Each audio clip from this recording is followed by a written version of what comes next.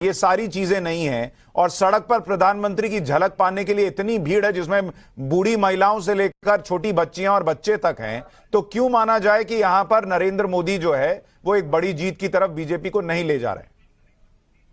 जी बिल्कुल सही कह रहे हैं आप। मैं बताता हूं आपको बिल्कुल बिंदुवार तरीके से।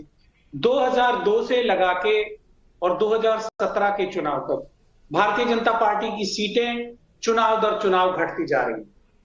और अगर आप पिछले चुनाव का देखेंगे 2017 का या उससे पहले 2012 का देखेंगे तो प्रधानमंत्री जी ने बहुत बड़ा कैंपेनिंग चलाया है। 2012 में तो प्रधानमंत्री मोदी ने पूरा 2 महीने की एक यात्रा निकाली थी। उन्होंने हर ब्लॉक को, तहसील को, हर जगह को टच किया था, बड़ी बड़ी जनसभाएं की थी। अब की बार उतनी जनसभाएं भी नहीं है, बल्कि मेरा तो ये मानना है कि जो कैंपेनिंग जितना धारदार तरीके से पिछली बार प्रधानमंत्री मोदी ने किया था उतना भी उनका प्रचार नहीं है।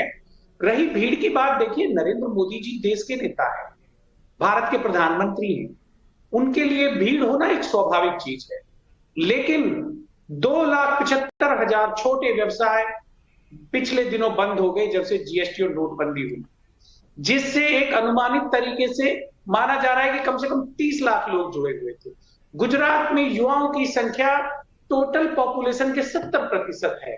पर दुष्यंत भाई, उसके बावजूद पिछले चुनाव में इनको सूरत में 16 में 15 सीट आई, जो व्यापारियों का गढ़ है। बिल्कुल आप सही कह रहे हैं, बिल्कुल आप सही कह रहे हैं। मैं ये नहीं कह रहा कि 14 सीट आई, सूरत ने ही गेम चेंज किया था। और दूसरा, पिछले चुनाव में आप देखिए जो कोली समुदाय है, जो कांग्रेस का परंपरागत वोट बैंक था, हमारे माननीय राष्ट्रपति जी के चुनाव होने के बाद में, रामनाथ कोविंद जी के इलेक्शन के बाद में, वो पूरी तरह से भारतीय जनता पार्टी की तरफ चला गया था, क्योंकि राष्ट्रपति महोदय की के चयन के बाद में एक उस समाज के बीच में माहौल बदला था। तो अब की बार कोली समाज भी नहीं है भारतीय जनता पार्टी के पास।